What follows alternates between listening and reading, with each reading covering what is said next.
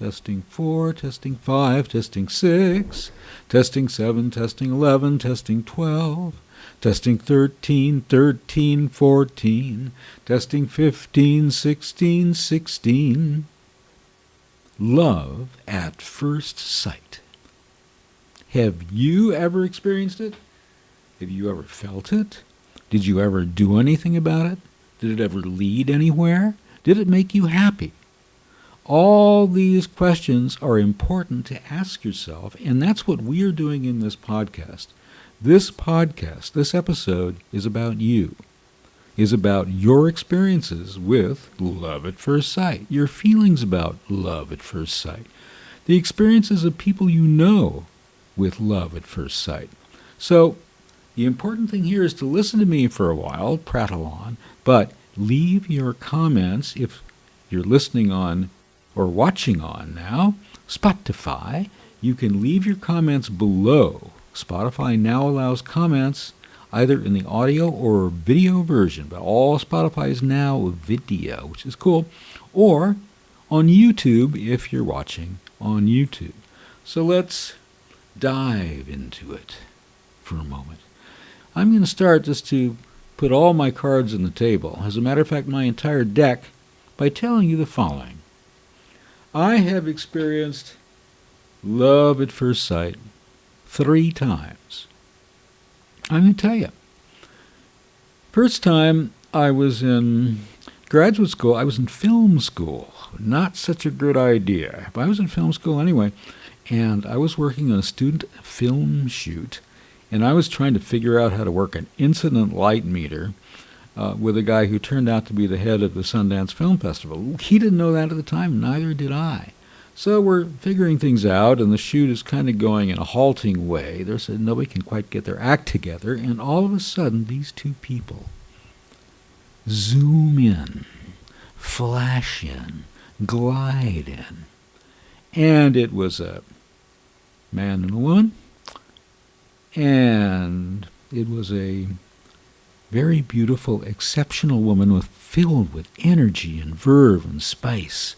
And she had come up with this amazing way to have a camera down very low on a sandbag and have it kind of rotate on mineral oil.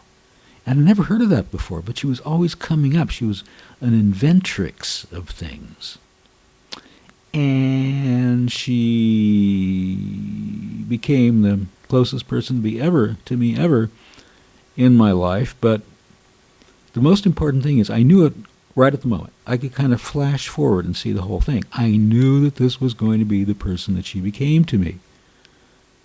Now, we ended up not getting married and living happily ever after. She married one of the most interesting men in the world, but that was number 1. I knew it. I knew it on the spot. No question. And I think she kind of figured that I was going to be important to her too, but neither here nor there. The second time, I won't tell you too much about it. I just was a friend of a friend of friends, and I saw her, and it just went boom. Her beauty and her verve and her personality and her sense of fun and the sense of life and sense of adventure in a certain way. Everything about her. Of course, did I mention she was really staggeringly beautiful? Still is. Wasn't that long ago. And I immediately became very much infatuated with her, and I became kind of involved in her life, doing this, that, and the other thing for her, with her, but that's neither here nor there. And it got to the point that mutual friends of ours began to treat us as if we were a couple. I think at least one person thought that we were, but no such thing was going on. No such thing. Because I kind of knew that this was a woman who was not attracted to me. It was one-sided. And maybe she figured that out. Maybe she hadn't. Certainly a couple of her friends had figured that out. So now I'm going to share something really important with you. A bit of wisdom here from Explore Ecstatic Sensuality. And that bit of wisdom is be real careful if you have a crush. Word we haven't used yet. If you have a crush on someone, if you're infatuated with them if they really turn you on, but not just physically. I mean, their whole being turns you on. But you know that other person does not feel the same, is not attracted to you. Attraction is very important. Attraction is very important. If you know that person is not really attracted to you, then zip your lips. There's many a slip twixt cup and lip. Don't do it. Don't do it. There's this wonderful organization called the Lacan Society of Australia. And they have Twitter and they have Instagram. And what they sometimes do is they take photographs from old, what are they, like comic books, basically, that are kind of love story comic books. And you see often two women, sometimes man and woman, but you have two women talking about love and those kind of girl conversations. Is that a really sexist thing to say? This reminds me of when, just a few years ago, I was kind of a guerrilla filmmaker in the Bay Area. We'll talk more about the Bay Area later. Sex in San Francisco is going to be a theme of an upcoming episode, so just wait for that one. So in these scenes, one of the women, when we were filming this sort of thing, was always named Madge, and we called them Madge scenes. So here we have a Madge scene, and one of the women is saying, I don't know, I've just got to get this off my chest. I've just got to tell him. I can't live any longer without letting him know. I mean, it's just driving me absolutely nuts. He's going to fall for somebody else, and here I am on the sidelines. I've got to tell him, got to tell him, got to tell him, got to tell him, got to tell him. And Madge tells her, you better not. You're going to blow the whole thing. If you want to maintain a friendship with him, don't tell him. Because if you tell him, he's just going to get real scared. Even if he likes you in a certain way, he's going to get real scared. You're just not supposed to do that. Maybe something will develop, but, probably not. I just don't think, Madge says, that you're his type, Madge reiterates. So that was but anyway, I made that very same mistake with this woman I was infatuated with, and boy, did she not like it. I used the three words with her, and I used them in a public situation. Well, shouldn't do that. So that was that. With that, the third time that I experienced love at first sight, I'll discuss very briefly. So the last woman that we mentioned had an idea in her mind that she was going to set me up with another woman whom she knew, a friend of hers. And she invited us both to a dinner party, which she did regularly at her house, and I only found out afterwards that this was a setup. Neither here nor there. But, I mean, I was really taken with this woman. She was smart. She was incredibly beautiful. She was kind of everything. Kind of everything. And she had some interest that I had, which is kind of useful. Kind of. The last one we spoke about, we didn't share that many interests in common, but this woman we had more interests in common. But a really kind of good thing happened, because I realized right off, that the attraction I felt for her, there's this word called limerence for unrequited infatuation, limerence. I realized right off the top of the bat that this was a one-sided attraction, infatuation, crush on my part. And guess what happened? We went on to be really good friends. And I help her with things all the time, and we don't get to see each other because she lives on another planet, something like that. But it turned out to be it worked out really well. And why? Because I knew up front that it was a one-sided attraction on my part. My internal Madge said, I always have a Madge in my head. The internal Madge said, no, Mr. Sensuality, this wouldn't work. This might really screw things up. It might really screw things up. And woman number two texted me and said, I don't know, I think you should really, I thought you guys would really have an affair. And I actually texted her back, and I said, you know what? I'm falling in love with this woman, but I don't want to have an affair with her. Well, and woman number 2 says, being in love with someone and not wanting to sleep with them is something I simply don't understand. But doesn't that happen in life? Okay, we're going to go on to a section before we get to you. Well, it's always about you here on Explore Ecstatic Sensuality. There is actually quite a lot of research done on the subject of love at first sight. Some says it exists, others say it doesn't, some say it exists sort of. So, here we go. Let's once again dive into it. But first, a word from our sponsor, French psychoanalyst Jacques Lacan. Je suis Jacques Lacan. Imagine you see in front of you a beautiful flower or a ripe fruit. You reach out your hand to grab it, but at the moment you do, the flower or the fruit bursts into flames. In its place, you see another hand appear, reaching back toward your own. This sums up everything about love at first sight. Here it all is, point by point. First, the suddenness, imminence, or surprise that marks the appearance of love. Reflected here in the bursting into flames of the flower or fruit, we reach for love. Love is presented as a mysterious and extraordinary event, arising as if from nothing. This reminds me of what my friend Alain Badiou said about love as an event which redefines everything, changes everything from that moment on. Nothing is the same after an event, including an event of love. Second, the relation of beauty to satisfaction. The flower or the fruit represents the object of beauty, and their anticipated taste or scent represents satisfaction. In the case of a woman or a man, the satisfaction of what? Is it the return of one's desire? And desire for what? For sexual intimacy? You must understand my distinction between the object of desire and the object of a drive.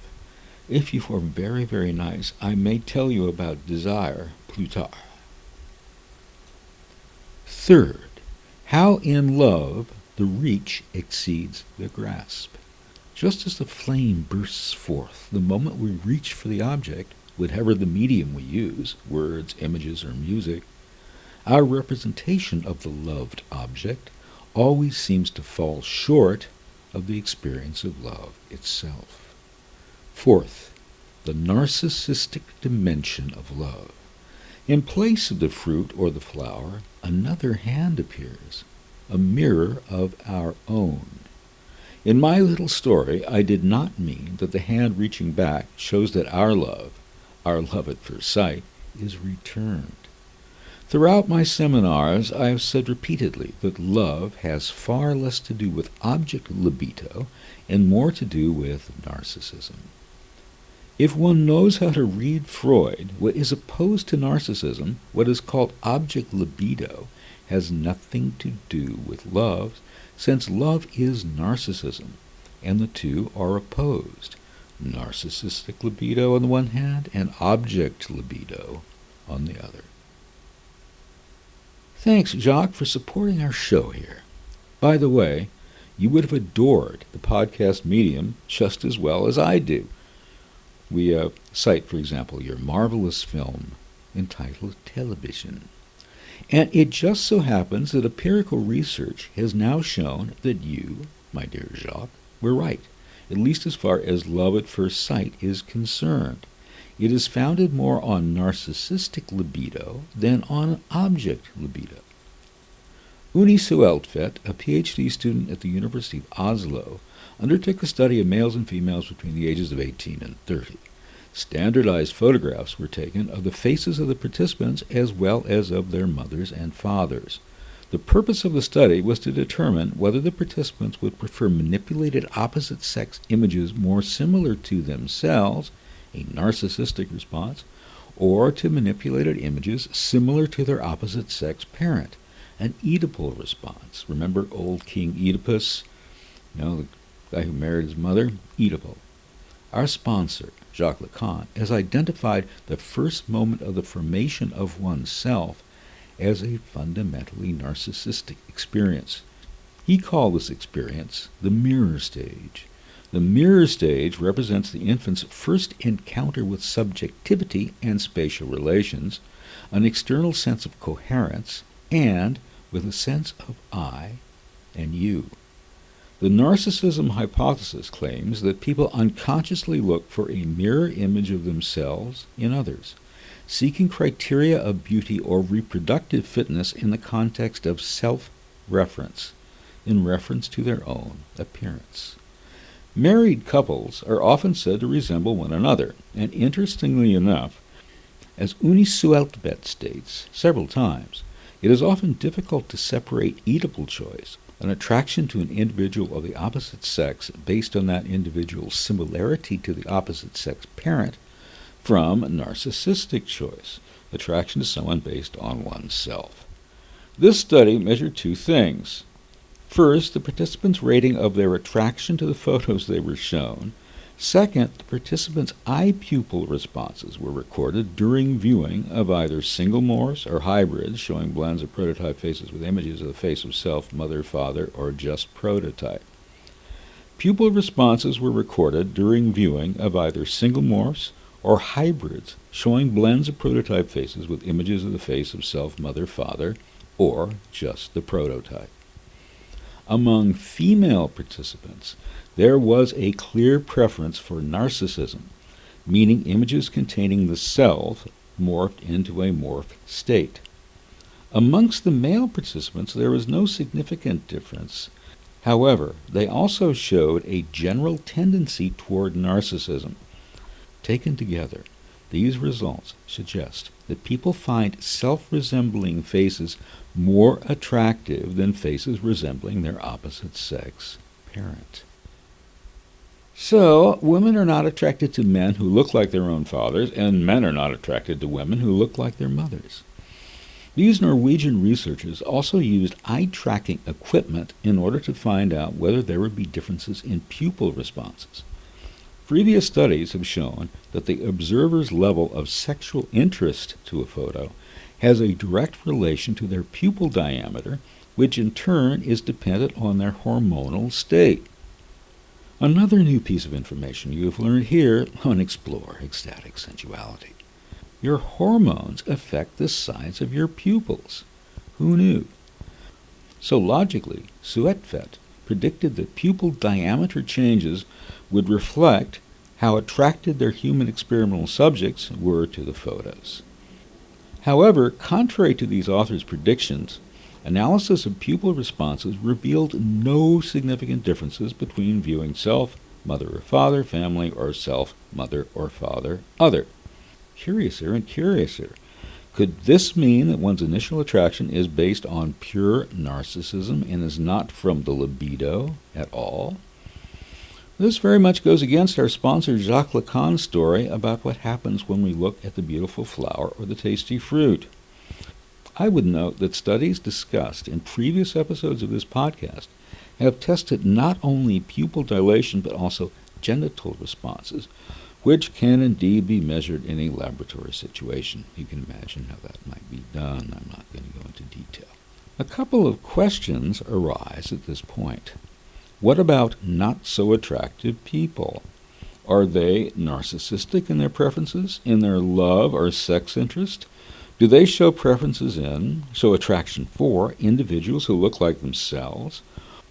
Or are they attracted to what the society in which they live in's ideal of attractiveness, or, if you will, beauty is? Do they condition themselves not to experience love at first sight with such attractive people in order to avoid self-loathing on the one hand, or pain and rejection on the other? I experienced love at first sight with Miley Cyrus. Even though we disagree passionately on the theme of her hit single Flowers. Was that because we are both blondes, narcissistic attraction? But I know that she is, to put it mildly, way out of my league. Taking the broader view, don't the current societal standards of beauty as depicted in pop culture set the standards of attractiveness? And do these standards not trump, if you'll pardon the expression, both being attracted to women or men who look like ourselves or who look like our opposite sex or same sex, for that matter, parents? Considering, again, my 3 examples, I felt that my woman number 2 looked like Julia Roberts, not like me or my mother. I told number 2 once that she looked at me like Julia, and it was a no-go. Then I tried telling her she looked like Sophia Loren. No dice there either. But this attractiveness thing is nevertheless interesting in and of itself. According to John T. Cacioppo of the University of Chicago and his associates, when a person stares at another person's face for a long time, the first person will unconsciously feel that he/she can develop a long-term relationship with the second person, whether that person is in a photograph or in that person's presence. We pause for a moment and observe that now, in this age of entertainment, a phrase I coined in my last episode, we are surrounded by faces all the time. We stare at faces of people we do not know and will never meet all the time. And some of us subconsciously feel that we can develop long-term relationships with these people. Like my not-so-subconscious feeling that I can develop a relationship with Miley Cyrus. Actually, it's real. She loves me. I know she does. However, my word for today, I am sitting here thinking of stories people have told me about how they experienced love at first sight. I had a conversation with a woman who lives in Berkeley, California. It was a warm, sunny day, and she was in an unused basketball court practicing ballet moves. A handsome man who was waiting for his tennis partner stood watching her appreciatively. The woman had been making eye contact with the man. Yes, there was some sort of attraction, but not love at first sight. At least, not yet. Then she stopped to rest, but the man remained there. After a beat, he walked over to her and said, "Your enfant is very good, and your fouette, too. You're good enough to dance with the San Francisco Ballet." And that was it. Love at first sight on her part. Fortunately for both of them, this did not end in a single encounter. So we ask, what was the basis of her falling in love with this guy, whom we'll call Don, at first sight? I have seen photos of both Don and this woman's father, and in my opinion, he looks like her, narcissistic attraction, and not so much like her father. But what really caused love at first sight to occur was what he said. Was it a pickup line? Sure. But it was genuinely complimentary, not like most pickup lines, and it was sincere. And it was that, the pickup line, which caused the woman, whom we'll call Adrian, to fall in love, and later, deeply in love.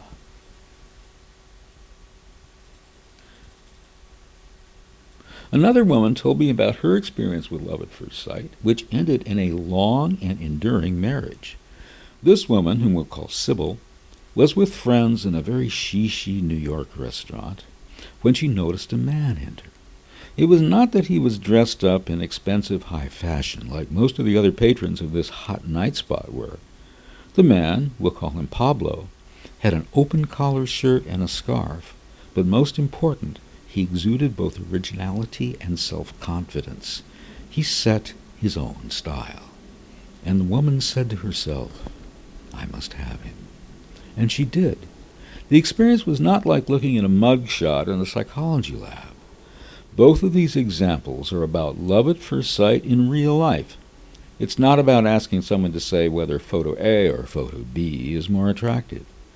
These examples of love at first sight are, as philosopher Alain Badiou would say, events that change everything moving forward, that define everything moving forward.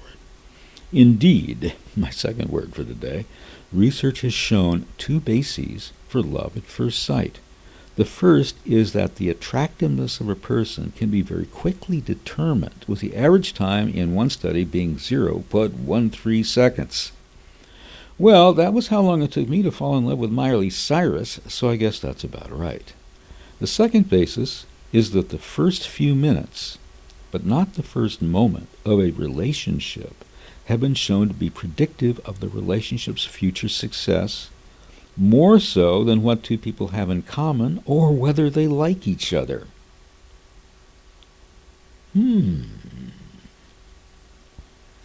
beginning of human consciousness could be called an event, since it defined everything after that. Except our ancestors had consciousnesses too. Except our most ancient, you might even say pre-verbal ancestors, had consciousnesses too. So it's more like asking when human beings began explaining what happened to themselves in terms of myths, in terms of a broader perspective in time, rather than just their own lives. The here and now. I'm hungry. Better go out there and find something or someone to kill and eat. We think of consciousness, that broader awareness and sense of both the past, what has already happened, and the future, what might happen, as something that occurred only after the advent of language. But is that correct? Does it take language for a species to see things as categories, or to see themselves in time? Okay, that's enough of that. In the world of the ancient Greeks and Romans, love at first sight might be placed among the general conception of passionate love, which is a species of madness.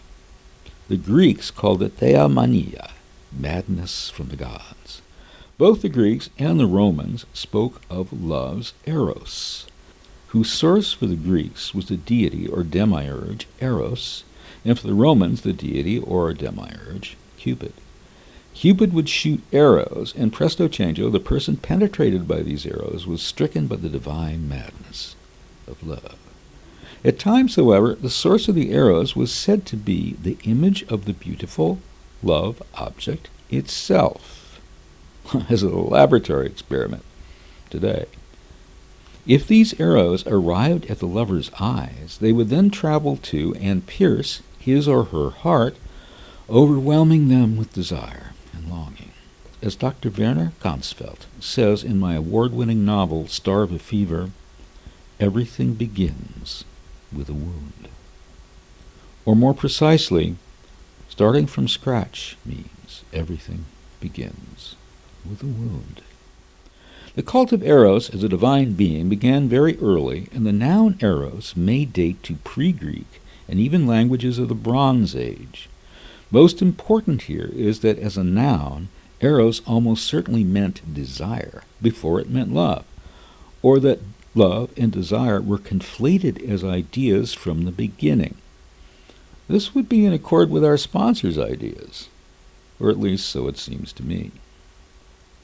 Hinduism is a wonderful thing. Hinduism, it's the thing of the bling. Hinduism, on the other hand, tells very different stories. These stories go back much earlier than any recorded versions of the Greek myths. The Rig Veda dates from 1500 to 1200 BCE, which means 1500 to 1200 before year 1 in our calendar. The three other Vedas date from between 1200 to 900 BCE. I shall describe the Vedic understanding of love, including attraction, and therefore love at first sight, very briefly. One story about the origin of love told by the Vedas says that there was once a super being known as Purusha who had no desire to do anything since he'd created the universe, and it was perfect and complete. Then Lord Brahma took things into his hands and split Purusha in two. The sky separated from the earth, the darkness separated from light, the life separated from death, and finally the male separated from the female. Each of the halves then went on a quest to satisfy itself by reuniting with the other half. So here we see already the main theme of Hinduism's philosophy of love, that it has to do with our necessity to unite or reunite with the other half. Is this a narcissistic view of love and attraction? Let us continue. The desire to merge initiates from physical attraction. Kama means craving for sense objects. Hindu Dharma doesn't associate sex with shame. It is a positive aspect of human experience. This is where Kama Sutra comes into play. Not just about positions, but more about the philosophy of love and the questions of love. The sages agree that Kama can be a goal of Hindu life, but it is not the sole factor that can lead to wholeness. Only sex can fulfill physical desires, but there would be no emotional feeling if we indulge in sex without true intimacy and sharing. This is where the Indian sages focused on the emotional content and developed a rich context to understand moods and emotions. This is where Shringara was born, which is romance. The erotic attraction from just sensory cravings is stirred when a woman and a man share secrets, make affectionate names for each other, play games, and exchange gifts. The imaginative play of love is symbolized by the relationship between Radha and Krishna, where they are involved in adventure, music, dance, poetry, and many other romantic gestures. We're going to bypass other stages since they are not relevant to our topic here, which is, in case you haven't realized that yet, love at first sight. However, we do wish to point out how different, in fact dramatically opposed, the Vedic view of human existence is from what Western philosophy and most Western religion tells us. In our very first episode, we spoke about Plato's allegory of the cave, in which all we see and touch in our world are only shadows. Reality, the forms or ideas, exist somewhere else, and a fire there causes this reality, the forms or ideas, to make shadows, like silhouettes, on the walls of the cave in which we live. When we pursue these shadows, we are not pursuing anything real, and certainly not anything we can trust. The early Vedas, by contrast, do not say anything about our world being anything false or illusory, or unworthy as an object of our desires. In fact, they say the opposite. Kama, craving for sense objects, is good and is the initial stage in what we are supposed to experience, which is union with another, which will unite each of us with our other half, with whatever term we wish to employ. Soulmate, true flame, it doesn't matter. It seems to me that this could not be placed under the typology of Oedipal attraction. If each of us is looking for his or her complementary self, it is more narcissistic. We are looking for our self as manifested in the opposite gender. In the Bible, was Isaac's first view of Rebekah in Genesis 24:67 love at first sight? Isaac brought her, Rebekah, into the tent of his mother, Sarah, and he married Rebekah. So she became his wife, and he loved her, and Isaac was comforted after his mother's death. Unquote. This passage is often referenced as a biblical example of love at first sight. However, how does the actual text support this? Abraham had decided that it was time for their son Isaac, then 37, to marry. So he sent his servant to Mesopotamia, his home country, to find a wife among his relatives. When the servant arrives in Mesopotamia, he prays, and a woman approaches a water wheel near him. He asks for some water, and the kind woman obliges and gives the water to his camels. Unquote. This is Rebekah's first appearance. So, I say again, where's the love at first sight? It has been proposed that Jonathan's feelings for David when they first meet in 1 Samuel is also love at first sight. This encounter has been described as love at first sight by certain scholars who posited that their relationship was erotic. Theodore W. Jennings wrote, quote, "The attraction of Jonathan to David begins almost immediately as Saul is delighted in Jonathan's new companion. This attraction is given extravagant expression.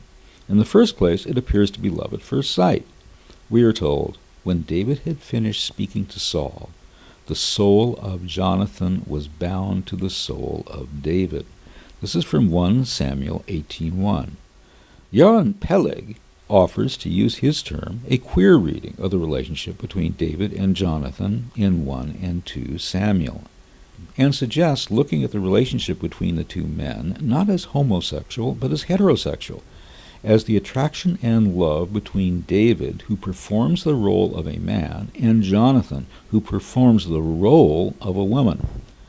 Peleg argues that in order to justify the termination of the Kish dynasty, 1 and 2 Samuel sexualizes the relationship between Jonathan and David, and then destabilizes these relations until it finally reverses them to portray Jonathan as David's female bride.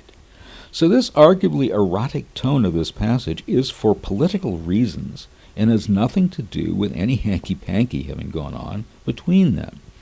Peleg concludes that by describing him as passive and effeminate, the text does not suggest that Jonathan is homosexual, but rather that he is a woman, and as such unqualified for kingship according to the ancient Israelite tradition. But is this an example of gay love at first sight in the Bible, or not? As we have seen, biblical scholars are far from being in agreement. In addition, there is not much agreement as to when the events in the book of Samuel took place, and even less as to when the book was set into writing, the 9th century BC, even the 6th. So now it's time for a major fast forward to more modern research on our topic, love at first sight. Dick P.H. Barrels and Pierre Adalbert Distra of the University of Groningen published a highly revealing article in the Journal of Personal and Social Relationships entitled Love at First Sight or Friends First, Ties Among Partner Personality Trait Similarity, Relationship Onset, Relationship Quality, and Love. Their study examined the relation between the type of relationship onset, on the one hand, and the degree to which partners have similar personalities and relationship quality, on the other. It was hypothesized that partners who fell in love at first sight, relative to partners who got involved more gradually, entered into intimate relationships sooner after they met, would have mates with less similar personalities, especially with regard to levels of extroversion, emotional stability, and autonomy, and would report relatively low levels of relationship quality. Love at first sight, low relationship, high quality. This was their hypothesis. In a sample of 137 married or cohabiting couples, it was found that, as predicted, partners who fell in love at first sight did become romantically involved more quickly, and they showed more dissimilar personalities with regard to levels of extroversion, emotional stability, and autonomy. And, perhaps most important for our purposes here, partners who fell in love at first sight did not report lower relationship quality. So, of these Norwegian psychologists' 3 hypotheses, this one was proved to be incorrect. So put that on your pipe and smoke it. Love at first sight is the thing, guys. Just because Adrian fell in love at first sight did not mean that they were more likely to have a poor relationship quality than if they had met differently. However, here we go again. In 2017, Florian Zach and his colleagues from the University of Groningen in the Netherlands published a study that begins by stating that major psychological theories of love predict that love at first sight is marked by high passion. However, theirs not mine, in this case, it could also be memory confabulation construed by couples to enhance their relationship.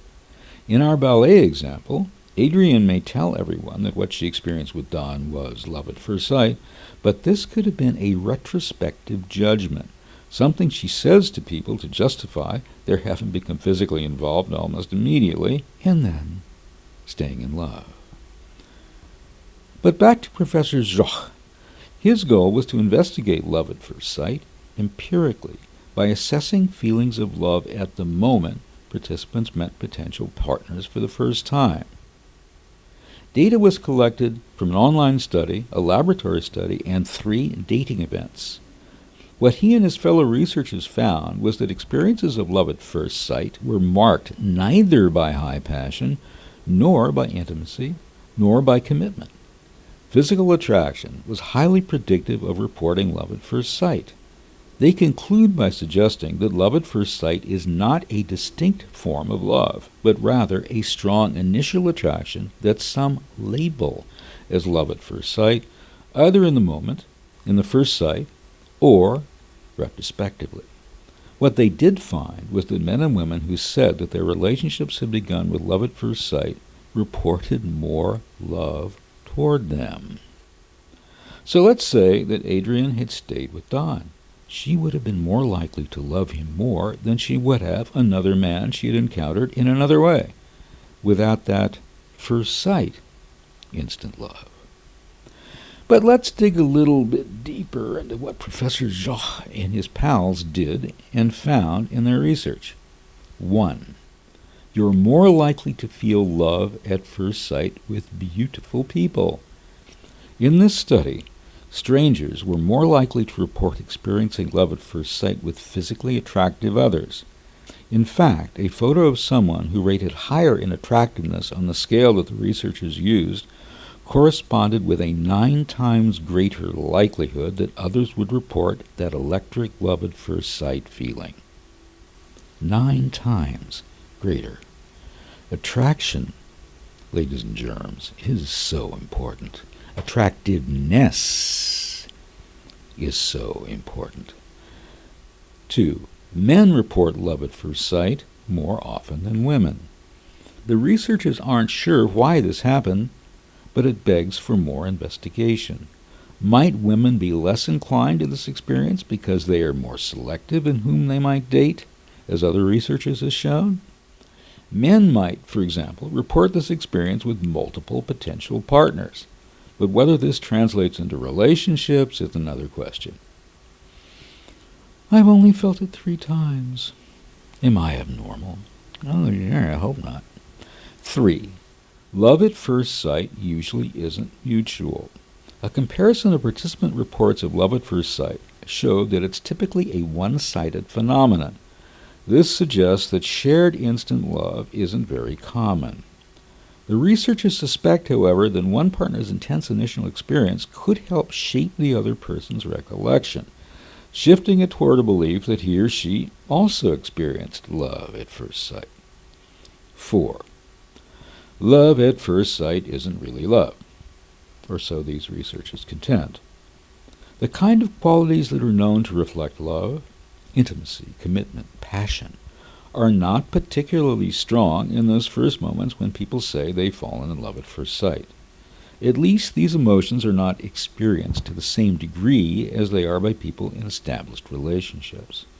The extent to which people in relationships report feeling intimacy and commitment and passion for their partners far exceeds reports of these emotions by people who experience love at first sight.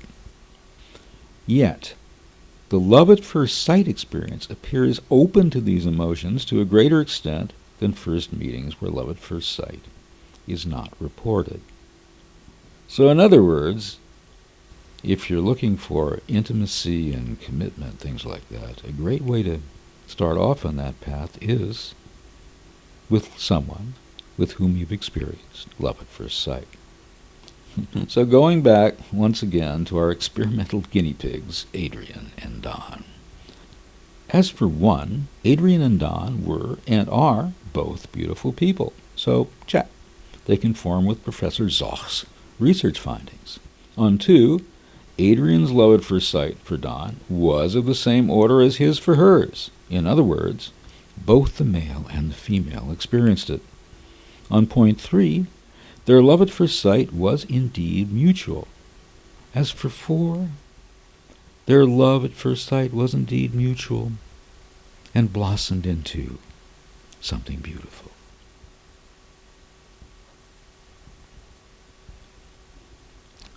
Now, let's turn to some extraordinary research done by Mareike Beyer and Oksana Berha and their associates of the Berlin School of Mind and Brain, Department of Psychology, Humboldt University, Berlin, which they published in an article entitled Love and Friendship at First Sight, Rapid Neural Representations of Personal Relevance. They begin by pointing out something which we have talked about in many episodes of this podcast, that the brain, in fact, in our opinion, all channels within the body from the nerve endings up to consciousness, has a filtering mechanism as to what we are actually consciously aware of. If we forget for a moment about moral judgmental filters such as the superego, the main standard of what makes it all the way up to awareness is personal relevance. Beyer, Berha, and their colleagues state that indeed personal relevance is the core aspect of emotion. As Scherer and others have indicated, appraisals of the relevance of stimuli to an individual's goals and needs are at the heart of appraisal theories of emotion, with the intensity of emotions strongly correlated with appraisals of personal relevance. As an aside, allow me to say that the goals and needs of an individual include the need for sex. Within the brain, the amygdala serves as a general rapid indicator of stimulus relevance. Amygdala responses to emotional stimuli, including facial expressions, can occur rapidly and outside awareness. Berha et al. Found that representations related to romantic love emerged after only 300 milliseconds, and that's fast. Earl Naumann is an author and business consultant. Through his research and consulting firm, Naumann performed primary research on the little-studied phenomenon of love at first sight. His business books, Creating Customer Value and Customer Satisfaction Measurement and Management, are among the leading professional books in their respective fields. Naumann holds a Ph.D. in marketing from Arizona State University. He lives in Boise, Idaho. In his groundbreaking book, Love at First Sight, The Stories and Science Behind Instant Attraction, Dr. Naumann reports some fascinating statistics about love at first sight. 54.6% of people who live out in the country say that they have experienced love at first sight, compared with 68.4% of us big city dwellers. In point of fact, people in rural areas are more likely to believe in love at first sight and are among the least likely to experience it. Naumann asks if this could be because people in rural settings come in contact with fewer potential mates, like more sheep than people. However, if you look at the total population, rural, urban, and everyone in between, 65.2% of men say believe in love at first sight, and 63.6% of women say that they believe. The difference between men and women is not statistically significant. And of those who believe in love at first sight, 58.2% have actually experienced it. However, and this one's mine, not Naumann's, in most cases these love at first sight experiences were not a casual occurrence. So Sybil and Pablo and Adrian and Don were not typical of love at first sight experiences, at least not according to Dr. Naumann. All right, let's get serious again. Among all individuals surveyed, 46.4% of men said that what most attracted them were personality, as contrasted with 53.1% of women. So, men are attracted almost equally by physical and personality traits of women, whereas women show a clear preference for the personality traits of men. Going back to our archetypal lovebirds, Adrian and Don. Adrian was attracted to Don's personality traits of extroversion, agreeableness, and openness to new experience. 3 of the big 5 personality traits psychologists always test for. Just en passant, psychologists have identified what they refer to as a dark triad of personality traits: narcissism, Machiavellianism, and psychopathy. Just a word of warning here. Dark triad people can appear as extroverted, agreeable, and open on first encounter. So yes, it is possible to fall in love at first sight with a dark triad person, and they are often extraordinarily attractive. Needless to say, there are numerous blogs with love at first sight in their titles, including many from the usual collection of health advice and medical websites: WebMD, Wives.com, Marriage.com, PsychCentral.com, etc. Then there are those from mental health clinics and practitioners. Here is one from Health Essentials, put up by the Cleveland Clinic. This piece expresses the views on love at first sight by Dr. Susan Albers-Bowling of the Worcester Health Clinic. Dr. Albers begins by summarizing Robert Sternberg's triangular theory of love, which proposes that all relationships are fundamentally based on varying amounts of three key components. Write this down: intimacy, passion, and commitment. Dr. Albers explains that love at first sight is the passion part of that triangle, but to have real romantic love, you need to have all three of these components. Thinking back to the examples we have mentioned, my own plus Adrian and Don and Sybil and Pablo, I would stop to ask if the experience of love at sight is truly passion. Or is it aesthetic? Or is it narcissistic? He looks like me, so he might, as the Vedas would say, complete me. Or do I desire this person, this woman or man, in one or more ways, for one or more purposes, to satisfy one or more of my needs? Whoops. Whoops. I hear that beep. And now for another word from our sponsor, French psychoanalyst Jacques Lacan. Je suis Jacques Lacan. I begin speaking about desire by saying, man's desire is the desire of the other. The first thing I mean is that desire is essentially the desire for recognition by the other. It is less a question of what we desire as much as it is that we be recognized. Moreover, I believe that this dependence on the other for recognition is responsible for structuring not only our desires, but even our drives. Furthermore, the object of man's desire, and we are not the first to say this, is essentially an object desired by someone else. Desire, full stop, is always the desire of the other, which basically means that we are always asking the other what he desires. And what he desires is what he lacks. So to take Monsieur Sensualité's exemple banal of Don and Adrian, each wants recognition from the other.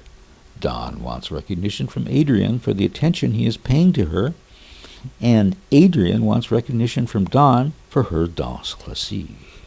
So here we have fulfilled desire for both of these two young people. And, as I just said, each is asking the other what he desires. And what does each of them lack? Love and sex. They both lack sex. So what we have here in this example banal is an illustration of desire, or you might say, in the love and sex realm. Chouette pour l'instant. Thanks, Jack. And as we'd say in English, ciao for now. To quote William Blake's statement as found in the Rossetti manuscripts, what is it in men women do require? The lineaments of gratified desire. What is it women do in men require? The lineaments of gratified desire. And to quote Jeff Coogan in his book, The Demon Possession Handbook, demons have a demonstrated interest in illicit human sexual activity. Satan has used demons to contaminate your normal, God-given sexual desire. And, to quote the lyrics of the song Is This Desire, by my co-favorite non-classical singer with Miley, P.J. Harvey. Joseph walked on and on. The sunset went down and down. Coldness cooled their desire. And dawn said, let's build a fire. The sun dressed the trees in green, and Joe said, "Dawn, I feel like a king." And Dawn's neck and her feet were bare, sweetness in her golden hair. And Dawn's neck and feet were bare, sweetness in her golden hair, said, "I'm not scared." Turned to her and smiled, secrets in his eyes, sweetness of desire. Is this desire enough to lift us higher, to lift above? How long by hour may we two stand, when we're dead between these lands? The sun set behind his eyes, and Joe said, "Is this desire? Is this desire enough to lift us higher, to lift us above? Is this desire enough inside? Is this desire?" Where were we before we were so lewdly interrupted? Oh yes, Susan Albers-Bowling of the Worcester Clinic. Her opinions differ in important ways from those of Dr. Jacques and others we have brought up earlier in this episode. Nevertheless, and always the more, we quote her again. Contrary to fairy tales, love has very little to do with your heart and everything to do with your brain and its various processes. For starters, your prefrontal cortex is a region of your brain that's responsible for executive functions like problem-solving, critical thinking, and decision-making. Our prefrontal cortex makes many snap decisions with minimal information throughout the day, and acknowledging love at first sight is one of those decisions. You see someone, and within seconds, you know if you're attracted to them. Note here, however, that in their research, Mahalka Bayer and Oksana Berha established conclusively that within the brain, the amygdala serves as a general rapid detector of stimulus relevance. Amygdala responses to emotional stimuli, including facial expressions, can occur rapidly and outside awareness. But back to Dr. Albers-Bowling. Studies show that when you make physical and psychological judgments based on someone's appearance and behavior, different parts of your brain are activated. And knowing you're attracted to someone comes with a full-body rush of physical and emotional symptoms caused by a surge of dopamine, that feel-good hormone, and oxytocin, a hormone that plays a role in sexual arousal, romantic attachment, and bonding." Unquote. According to her, some studies suggest that romantic love may be a motivational system rather than emotion, similar to the way we develop an addiction. When our brains are flooded with that feeling of pleasure, we want more of it in order to maintain that emotional high.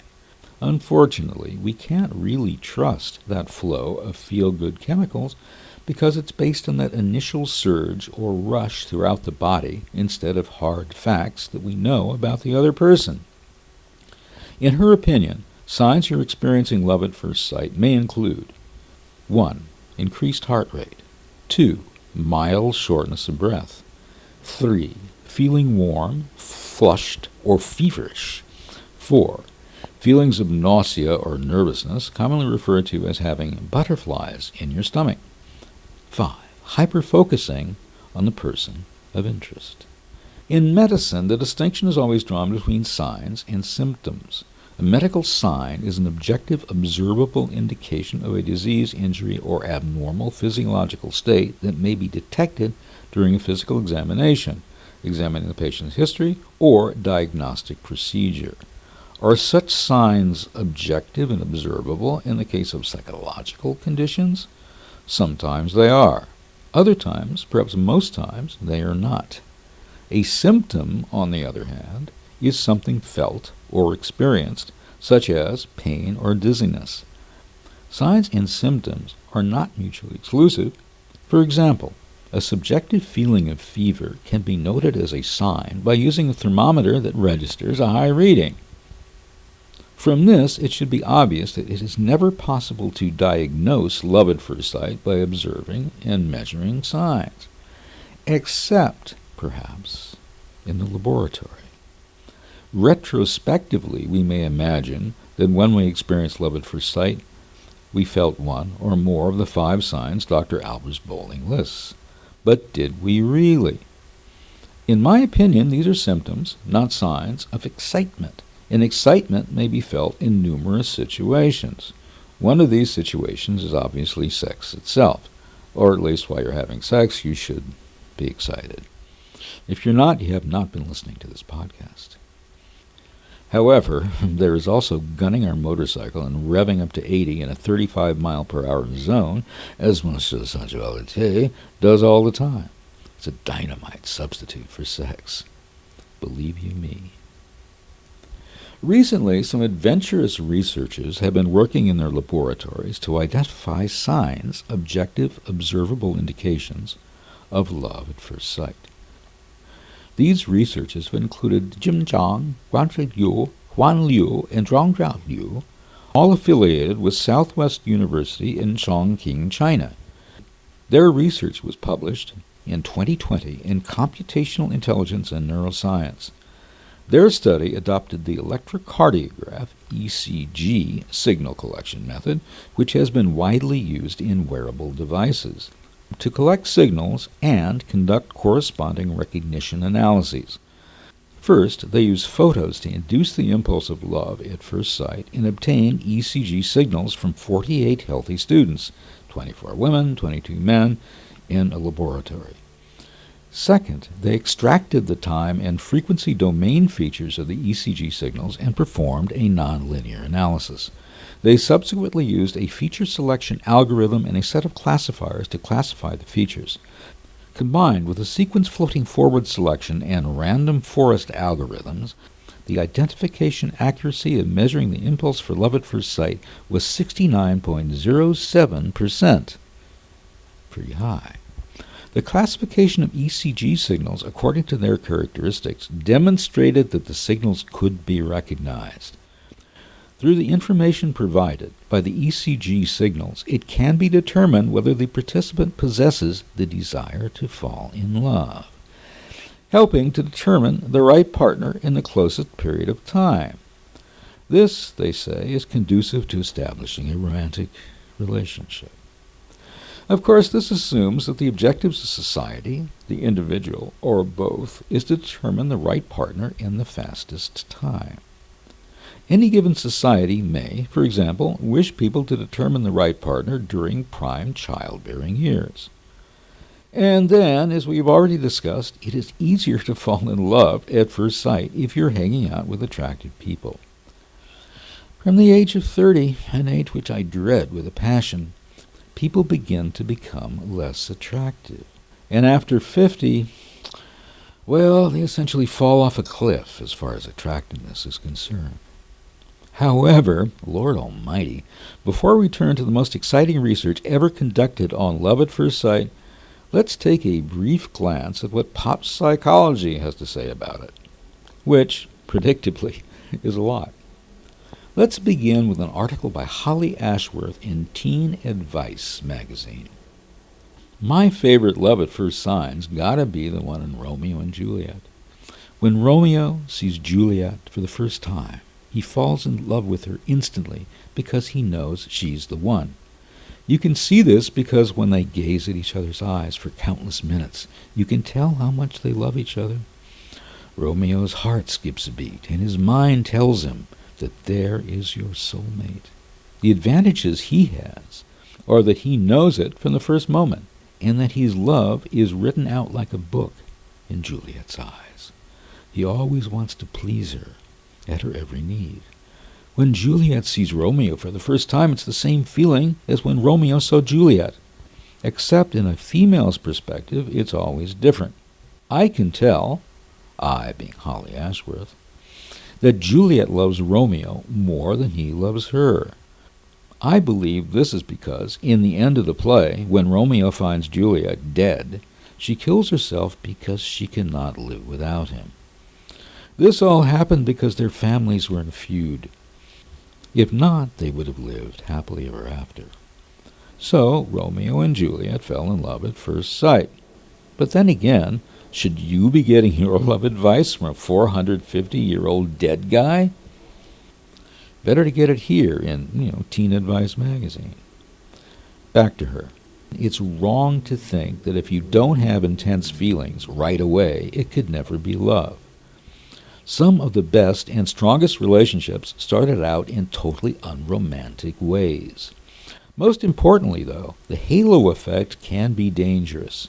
If you see someone hot and assume that what you feel is love, you'll overlook qualities in them that could end up hurting you. You might let them get away with abusive behavior because your heart has taken over your better judgment. When you meet someone you instantly swoon over, be aware that there's a whole lot about them you haven't seen yet, including some stuff that might not be so deserving of your love. Pretty good advice. It makes us think how positive traits like agreeableness, openness, and extroversion can cover up dark triad people, the manipulators, the Machiavellians, and the psychopaths who roam our blessed earth as if they were sent here by Satan himself. Let us pray. With an A, not an E. Anyhow, the part you have all been waiting for. Hold on to whatever or whoever you're holding on to. This is going to rock your innards. Here is more research from the team at Southwest University, Chongqing, China, and I quote them. Love at first sight is a well-known and interesting phenomenon and denotes the strong attraction to a person of the opposite sex when first meeting. As far as we know, there are no studies on the changes in physiological signals between the opposite sexes when this phenomenon occurs. Although privacy is involved, knowing how attractive a person is may be beneficial to building a future relationship in an open society where both men and women accept each other as equals. Therefore, this study adopts the photoplethysmography, PPG, signal acquisition method, already applied in wearable devices to collect signals that are beneficial for utilizing the results of this analysis. In particular, this study proposes a love pulse signal recognition algorithm based on a PPG signal. First, given the high correlation between the impulse signals of love at first sight and those for physical attractiveness, photos of people with different levels of attractiveness are used to induce real emotions. Then the PPG signal is analyzed in the time, frequency, and nonlinear domains, respectively, in order to extract its physiological characteristics. The research in this study shows that features extracted from the time domain, frequency domain, and a nonlinear analysis of the PPG signals can provide discriminative information for the purpose of love at first sight. Simultaneously, it demonstrates the possibility of emotion recognition, got that? Emotion recognition based on PPG signals. PPG signals are physiological signals that are widely used in wearable devices and have great commercial value. Now here's the zinger. Again, quoting directly from these researchers. This research has laid the foundation for the use of wearable devices to recognize a love impulse. In the future, we hope that the integration of algorithms into wearable devices will help increase the success rate in relationships. Bingo! Disclaimer: the next section contains information about a possible investment opportunity. Please check with your financial advisor before investing, or maybe even before listening. Ladies and gentlemen, boys and girls, we are now making a pre-announcement of the pre-development of the most exciting product ever in the entire history of love. Laughs. Get it? Love at first sight.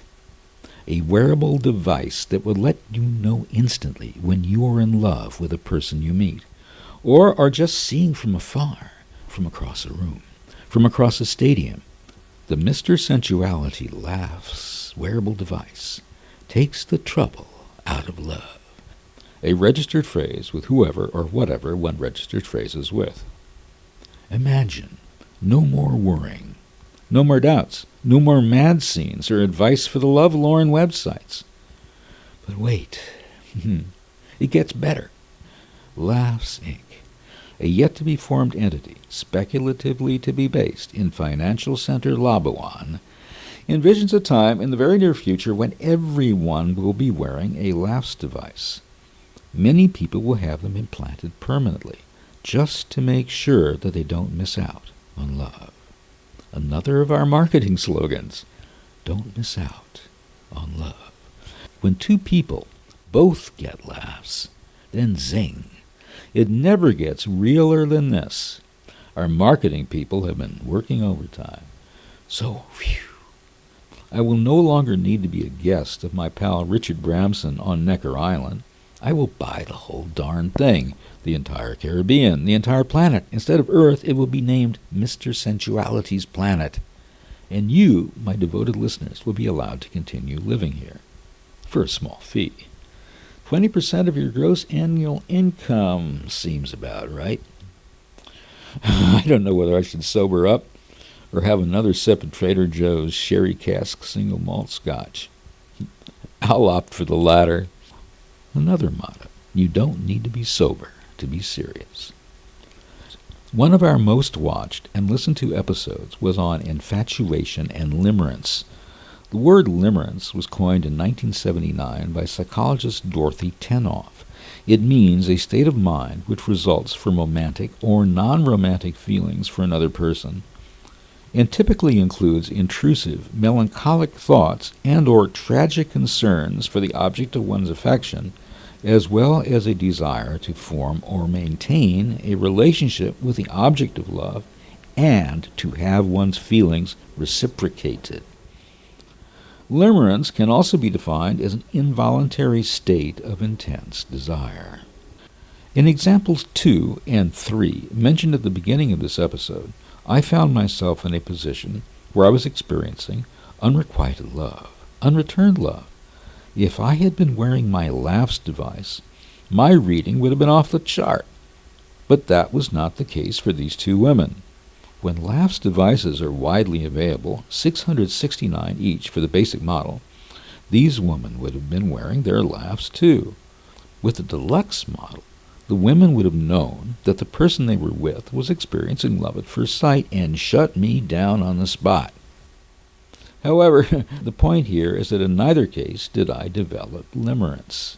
It occurs frequently that limerence begins like a small infection and expands to an individual's whole being and body. When that happens, limerence can turn into stalking, and stalking can go to extremes. Every good woman friend of mine has experienced stalking, and this was never mild. It always went to extremes. I should probably add that my close women friends have always been attractive, and it should come as no surprise that objects of stalking are generally attractive. Attractive men or women.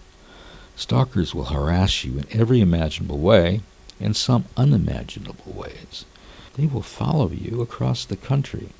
They screw up your work and your career. A man I knew who was the subject of my episode, Love and Pain, told me what happened to him.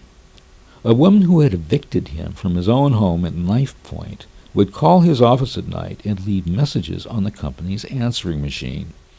The next morning, the very sexy French receptionist would arrive and listen to these messages. And what were they? Insults to his manhood. Statements about his penis, to put it bluntly. Unflattering statements. You can imagine how this guy felt, and with all else he'd been through. People other than your preferred gender may become obsessed with you and stalk you. They are examples of the old expression, give them an inch, they'll take a mile. Kindness only infuriates them. Anger also infuriates them. And of course, now hacking provides stalkers with a handy weapon against you. Now I think here of my favorite Adrian Lyne movie, Fatal Attraction. I am tempted to say that I would love to be stalked by Glenn Close, as she was at that time. Certainly not as she is today. But then I stopped myself. Is great sex always worth it? Any man who says that should see that movie. Well, I certainly have given you a lot to chew on. First chomp, then chew, but very slowly. And remember that later on you will need some serious mint-flavored mental floss to get all of this data out from between your teeth. But before we leave you to your ruminations, I need to say one more thing directed at those of you out there who are not so attractive. It's a hard world out there, guys and gals. Your laughs thingy is going to be buzzing at you all the darn time. However, don't think for a second that Mr. Sensuality doesn't care about you. Looking into our archives, you will find our episode entitled The Ugly Person's Guide to How to Get Laid, which came from my heart and was just for you. It provides step-by-step advice on how to become attracted to people who are as unattractive as you are. It's my 5-step program to love. And to say it again, it's just for you. 5-step program to love is a registered service mark of Mr. Sensuality, LLC. And one more thing, possibly the most important thing. There is a future beyond this life. And it ain't no judgmental future. I am told, by the way, that it now takes 2-step authentication to get into heaven. So don't get yourself cremated and make sure to be buried with your phone. But deliriously seriously here, folks, the woman or man you fall in love with at first sight may have been the one and only one for you. The woman or man of your dreams, the love of your life, your soulmate, your one true flame. And you may expire without having that love blossom mutually in this lifetime. However, be assured and comforted by the fact that you will meet them again in another form, in another manifestation, in the next life, or the one after, or the one after that. You may be a different gender from the one you are now. They may be of a different gender from the one they are now. But you will recognize them. You will know them. I promise you love.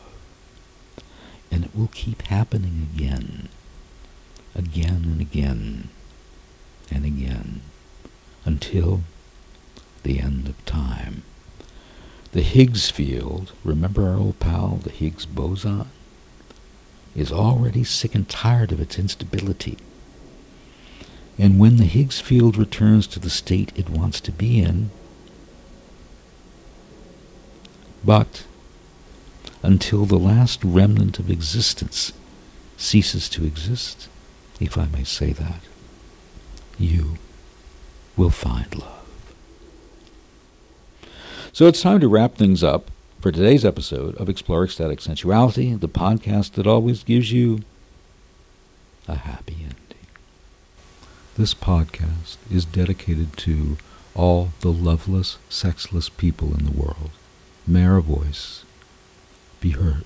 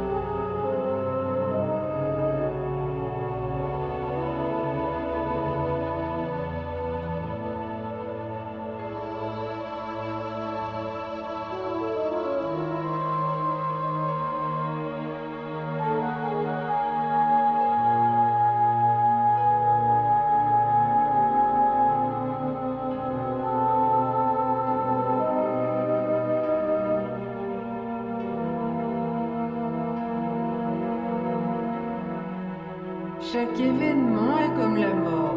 Elle est l'abîme du présent.